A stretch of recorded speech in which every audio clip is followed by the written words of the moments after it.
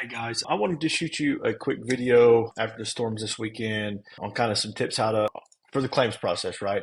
People lost a lot of stuff this weekend, lost some homes, and sadly, even a few people lost their lives. But I wanted to at least kind of give you some resources to navigate the claims process and make it a little bit easier among all the chaos. So this is just on the Oklahoma Insurance Department website. I'm going to link this description in the post as well. But I wanted you guys to have this and just kind of a video breaking everything down and hopefully be able to give you a few tips to kind of help you along the way. So the first thing you need to do, kind of like after it's happened, right? So like look at your property, take all the pictures, obviously be careful, stuff like that. I'm going to also link this home inventory as well, and you can download that. And so while it's kind of fresh on your mind, you may print this off and just start writing everything you can down about, and this is for your insurance claim, about everything that's going to need to be replaced. Remember, computers, clothes, everything, So while it's fresh on your mind, print that off, write some of that down on your TV, your computer, silverware, all that stuff, that's part of that. So that's important to think about. So that's kind of the first thing you need to do. Kind of gather yourself a little bit, take some pictures, and while it's fresh on your mind, do a home inventory.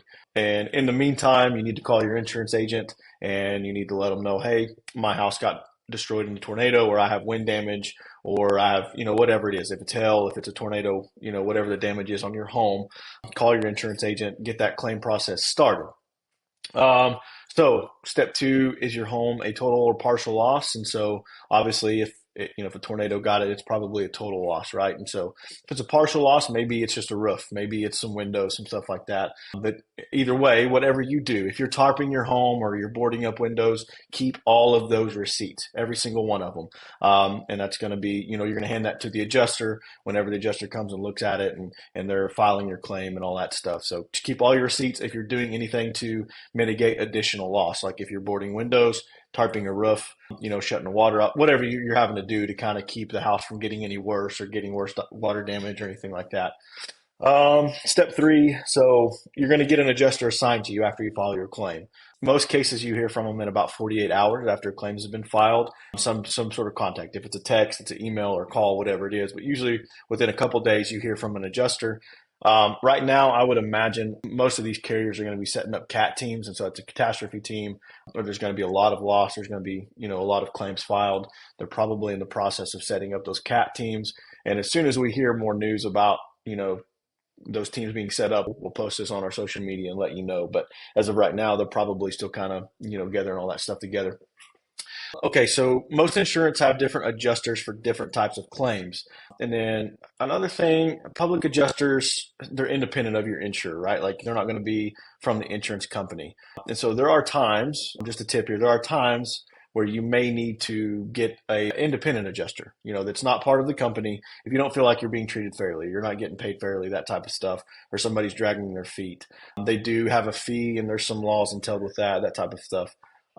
Okay, so one thing to think about if you have a total loss from a tornado is you're going to have some debris removal. So that can be, most of the time that's included in just a regular homeowner's policy like it says here, but you need to know what that limit is. If the cost is going to exceed the policy limits, some policies will pay an additional amount to cover debris removal. If it's like a cat loss, like a massive tornado outbreak like we had over the weekend, but homeowners are not compensated if debris removal is completed by volunteers, a charitable organization, or local government. So this is something you need to get with your agent and, ask, hey, what about the debris removal? I got to get all this lumber moved off the street or whatever it is, right? So, but one thing to just keep in mind is if it's done by volunteers, insurance isn't going to compensate you for that.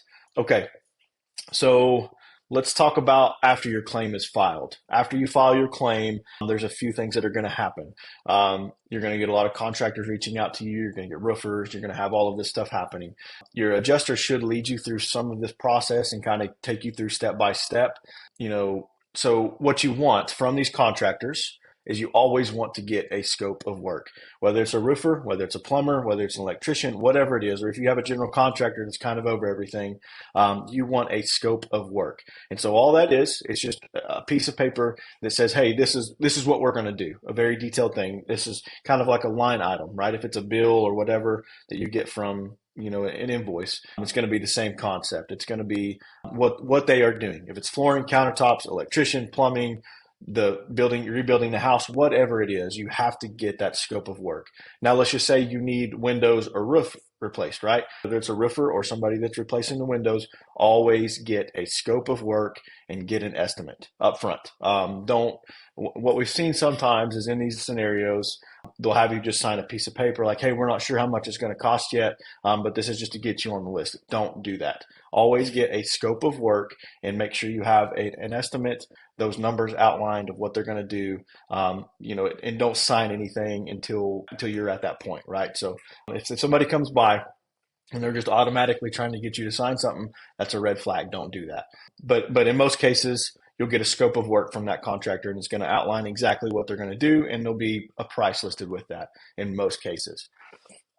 Okay, so let's talk about homeowners insurance coverages and what some of those coverages are. So your coverage A is your dwelling. On your homeowner's policy, if you look at it, there'll be dwelling coverage. That's coverage A. And so that's going to be what it costs to rebuild your home or how much it's covered to rebuild your home. Coverage B is like shops and outbuildings, garages, stuff like that. Coverage C is your personal property. And so that's all the contents, that's silverware, that's everything inside of your home. And it's usually less than the coverage A, depending on how much you have on that limit. So make sure, yeah, I like this phrase right here. Understand your policy. Do you have a replacement cost policy or do you have an actual cash value policy? Actual cash value policies only provide reimbursement for the depreciated value of your covered personal property. So let's say you don't have replacement cost on your contents. That means they're going to give you $3 for a new toaster instead of $10, right? And so that's just something to think about and kind of plan for if you only have actual cash value or if you have replacement costs. Those are some things to weigh and just to know as this process begins to unfold. Yeah, and don't be afraid to ask questions. Always ask questions. Make sure that you have a clear picture of what's going on with your claim and what's being done with the replacement of your house and the construction. Ask those questions and make sure that you get a clear picture of things. There's no reason to be confused about it. If somebody's doing work for you, you should understand what they're doing. So don't ever just take somebody's word for it. Make sure it's in writing and you have something there that makes clear, concise sense to you. Okay, now mortgage holders after a major loss, we get a lot of questions, just like they said here, like mortgage payments. So I keep paying my mortgage, blah blah blah, all this stuff. Continue to pay your mortgage. Always just keep paying that, just like normal, and that's gonna come out in the wash in the end, right? You're going to come out paying it either way, and so it's important that you just keep paying that and the property taxes and all that stuff.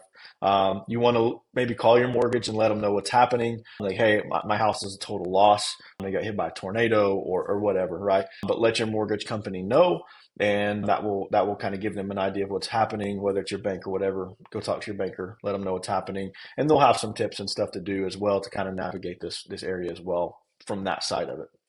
Okay, so let's talk about hiring a contractor. This is a major deal, and there is a lot of fraud out there during these times, and people just take advantage of people, and it's sad, but it happens. So when you're choosing a contractor, there's a few things that you need to do. Always check their license and other references before you're hiring. And another thing that you need to do before they start any work is get a certificate of insurance from them with you listed as a certificate holder. And so a certificate of insurance, all it is it's a piece of paper that says this company has X amount of insurance. That's essentially all it is. But if a contractor is coming to do work for you, make sure that they can give you a certificate of insurance and they have general liability and professional liability in most cases. But make sure that they can for sure give you a certificate of insurance. And then before anything's signed, before you start work, anything like that, make sure you get a written estimate from them and get several estimates, compare the bids, all that stuff. And then always get a scope of work, a detailed contract that clearly states what the contractor is going to do. And it should include prices for labor and materials, the cleanup procedures, when they're going to start, when they're going to finish. And then right here, never sign a contract with blank spaces, which can be altered after you sign. Don't ever sign anything that's blank, ever. I can't stress that enough. I've seen it happen. They'll come by and you sign it and it'll probably cost X amount of money. We don't have this part marked yet because we're not able to know the exact amount because of the cost is going to be increased because of a large loss. Don't do that. Always make sure that everything's filled out. Don't leave any blank spaces.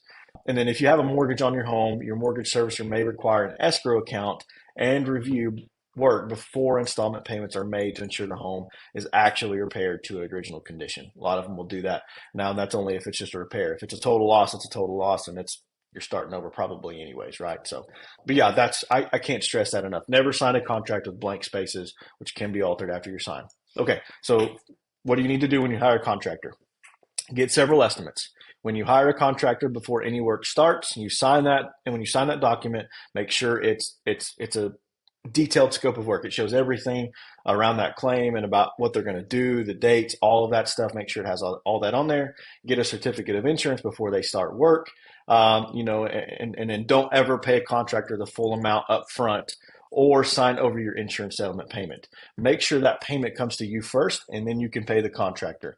Don't make it where the insurance payment goes to them, because what can happen is the insurance company can go ahead and send that check out and the work's not completed yet, and then they have the money, right? And if they come back, that's great, but if they don't, then you have a problem, right? So pay for work as it is completed, and that should be outlined in the contract. If it's a percentage for when it's at a certain stage, like, hey, when we get to this point, we expect X amount of money. When we get to this point, we expect X amount of money, but never pay a contractor up front. Yeah, you'll have some materials, some stuff like that, right? Obviously that you may have to have a partial payment up front. That's normal, but never pay them in full before the work is started. Okay, so get a COI, get all of that stuff. And I'm going to link all of this in the description as well in the first comment. So you have all these resources that you can pull up on your phone or whatever it is. Okay, so flood and earthquake damage are not covered in a typical homeowner or renter's policies. Those are separate policies from a homeowner's insurance. If your insurance company delays responding to your claim, call the claims department to find out if an adjuster has been assigned. Now, your insurance agent should be on top of this pretty good, but if right now we're busy, your agent's probably getting slammed with a bunch of claims. So there may be, at some point, you may have to call that adjuster and call that claims department, that 1-800 number, and say, who is my adjuster, and get the contact details for that adjuster, that type of stuff. Now, another thing that you can do, though, is call the Oklahoma Insurance Department if the delay is unreasonable. Now, if it's just taking them forever and it's just unreasonable, at that point, you need to escalate the issue, right? Okay, so even after settling your claim, if you think of items that were not in your initial loss list, contact your insurance company. Unless the company has paid the entire limit for the coverage of those types of items, it is possible that the company will make an additional payment. And then if your damages exceed the amount of your coverage, federal agencies may be able to provide grants or low-interest loans to assist with recovery following major disasters. And you can check with FEMA for more information about that. But okay, so make sure you know your limits on your policy, what your dwelling limit is, if it's actual cash value, if it's replacement cost on your contents, on the house. Those limits, know that stuff. And then just make sure you're doing your due diligence when you're hiring a contractor through this process. I know there's a lot to think about right now. There's a lot of chaos. But like I said, the first comment of this post, and in the post, I'll link some of these resources and some free ebooks and stuff that you can download and look at as well as you're kind of going through this process that will hopefully help you out. But if you have any questions, let us know. We'd love to help you out. If you just need to pick our brain about something, just need to talk, whatever, but just shoot us a message, give us a call, whatever it is. But we are here to help if you have any questions throughout the process. But like I said, if you have any questions at all, let us know. Thanks, guys.